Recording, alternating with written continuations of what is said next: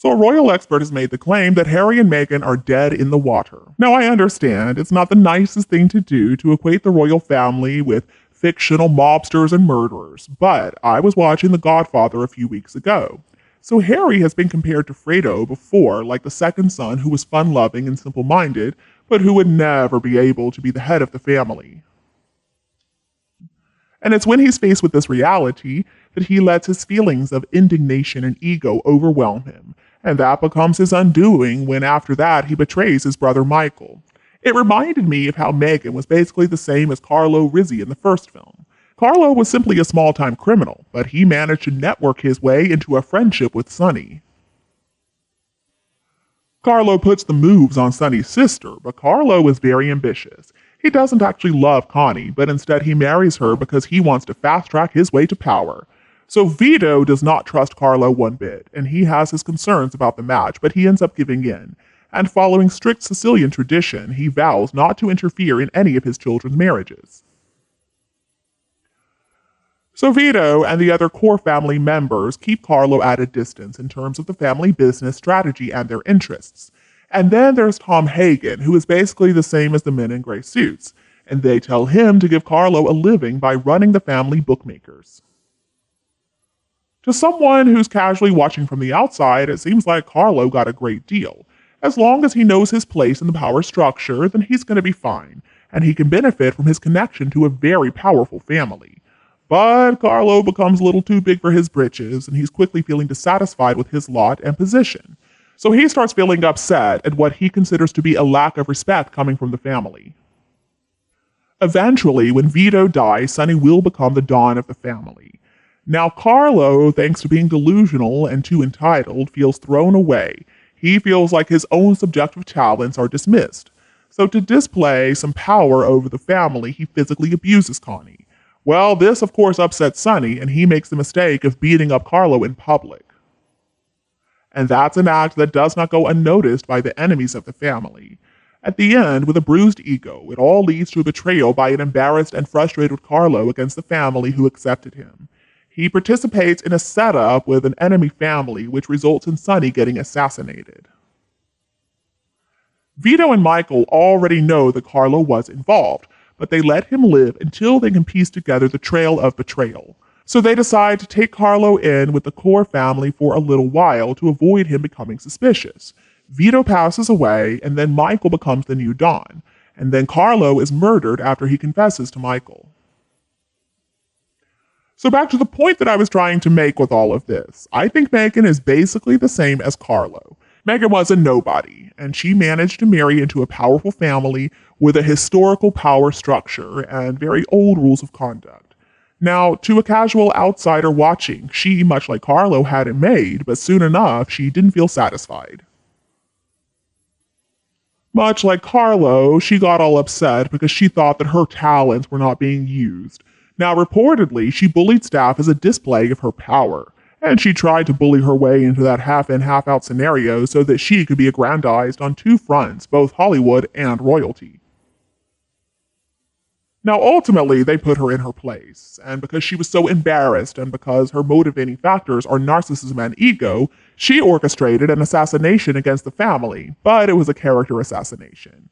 So she got together with an aggrieved Oprah, long denied access to senior royals, and they got together to start a hit job against the royal family.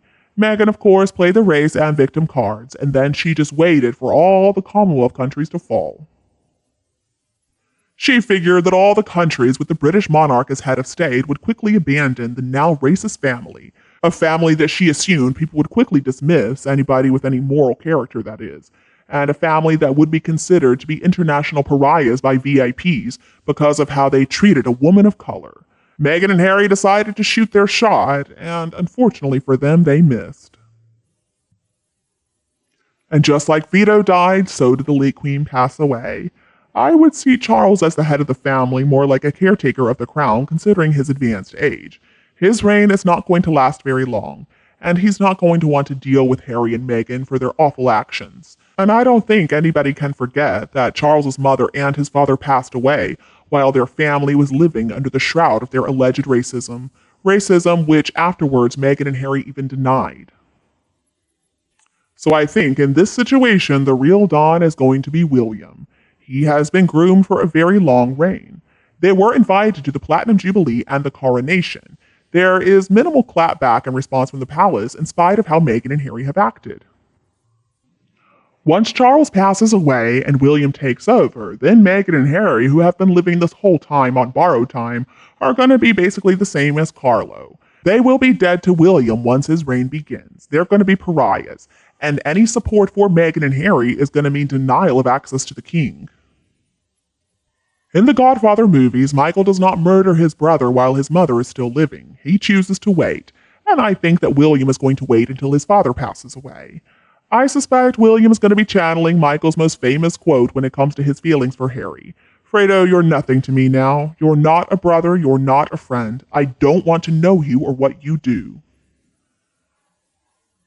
That tiny cottage in Frogmore they whined about is going to be deemed a luxury once their money runs out and nobody in the family wants to help them. People already know where the power lies in the royal family. It lies with the monarch, and it always has. I think we can already see that people are aligning themselves to where the real power lies. People are aligning themselves with Charles and William. And as for Harry and Meghan, well, they're a couple of outsider royals who decided to go to the mattresses with an institution that's over 1,000 years old. If they know anything about survivorship bias, then they really should have informed them before they decided to fight this war against the very institution that gave them their power. On the one hand, the Montecito moaners look tired, but Meghan looks bizarre also. She looks like some type of plastic doll, very uncanny. Clearly, she didn't want to be biracial, but now it looks to me like she is whiter than ever. She has had so much plastic surgery, so many fillers, so much Botox. I guess she thinks she's made herself beautiful, but to me, she just looks weird. And realistically, I think they are loving all of this. Every day, they're out there trashing the royal family. And Meghan loves to lie, we already know that. Meghan makes her cronies feed the information to the Telegraph. And then she makes a statement like, oh, well, I'm living in the present. Oh, really, Meghan? Because for the last 2 years, let's look at how you have lived. You lived in the past with that Oprah interview, with the Spotify Archetype series, with Netflix, and also that book Spare that we know you wrote. Every statement that Meghan has made, she was just focusing on the past. And now all of a sudden, she wants to convince all of us that she's living in the present. We just made up this idea that she's living in the past. What a load of BS. Does Meghan really believe that she fools anybody with her nonsensical lies? And it looks to me like Harry is just loving trying to get his brother and father in trouble. He is off to the courts every single day with his security detail, feeling himself to be so important. Harry really thought that he had one up on his brother getting that money, but William donated to, get this, 2 of Harry's charities. Well, okay, Harry, what did you do with the money you got? The 2 of them really believe they are so smart, making such a mockery out of such an important occasion. And because they left the royal family, they've attacked the royal family. They hate the royal family. And their behavior proves that to be true. So why are they so upset that they're not included in anything other than just sitting down on a chair?